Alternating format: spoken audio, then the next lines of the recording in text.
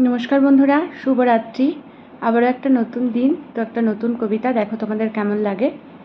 যেখানে ভালোবাসার মৃত্যু ঘটে সেখানে বিরক্তি অথবা অপছন্দের কারণ জন্ম নেয়। কিন্তু সত্যিই কি কোনো এক সময় যাকে ভালোবেসেছিলাম বা ভালো লেগেছিল সে অপছন্দের মানুষ হয়ে উঠতে পারে?